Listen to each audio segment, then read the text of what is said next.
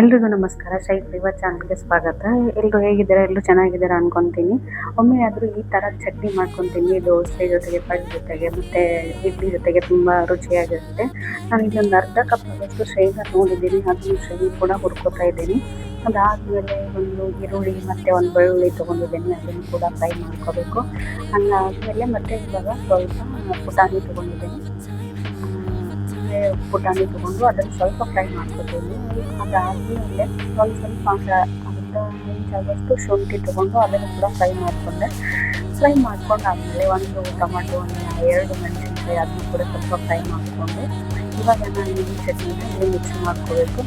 ಹಾಗಾಗಿ ಅದಕ್ಕೆ ಸ್ವಲ್ಪ ಜೀರಿಗೆ, ಉಪ್ಪು ಮತ್ತು ಪುದೀನ, ಕೊತ್ತಂಬರಿ ಇಲ್ಲಿ ನಾನು ಮಿಕ್ಸಿ ಹಾಕ್ಕೊಂಡು ಆದಮೇಲೆ ಈ ಥರ ಬಂತು ಚಟ್ನಿ. ಇದಕ್ಕೆ ಇವಾಗ ಸ್ವಲ್ಪ ಸಾಸಿವೆ, ಜೀರಿಗೆ, ಎಣ್ಣೆ ಸಿಡಿಸಿ ಹಾಕಬೇಕು. ನಾನಿಲ್ಲಿ ಸ್ವಲ್ಪ ಕರಿಬೇವು ಹಾಕಿ ಈ ಚಟ್ನಿನ ರೆಡಿ ಮಾಡಿಕೊಂಡೆ. ಇದು ಚಪಾತಿ ಜೊತೆಗೆ, ರೊಟ್ಟಿ ಜೊತೆಗೆ ಮತ್ತು ದೋಸೆ ಜೊತೆಗೆ, ಇಡ್ಲಿ, ಪಡ್ಡು ಎಲ್ಲದರ ಜೊತೆಗೂ ತುಂಬ ಚೆನ್ನಾಗಿರುತ್ತೆ.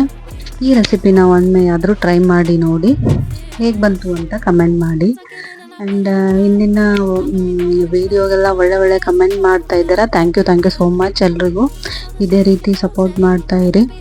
ಆ್ಯಂಡ್ ಯಾರಿಗೆಲ್ಲ ಈ ರೆಸಿಪಿ ಇಷ್ಟ ಆಗುತ್ತೆ ಲೈಕ್ ಮಾಡಿ, ಶೇರ್ ಮಾಡಿ, ಸಬ್ಸ್ಕ್ರೈಬ್ ಮಾಡ್ಕೊಳ್ಳಿ. ನಾನಿಲ್ಲಿ ರಾಗಿ ದೋಸೆ ಮಾಡ್ತಾಯಿದ್ದೀನಿ, ನೀರು ದೋಸೆ ಥರ.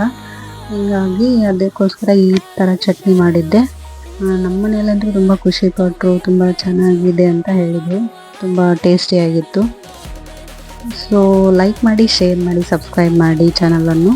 Thank you for watching. ಇದೇ ರೀತಿ ಹೊಸ ರೆಸಿಪಿಗೆ ನನ್ನ ಚಾನಲನ್ನು ಸಬ್ಸ್ಕ್ರೈಬ್ ಮಾಡಿಕೊಳ್ಳಿ.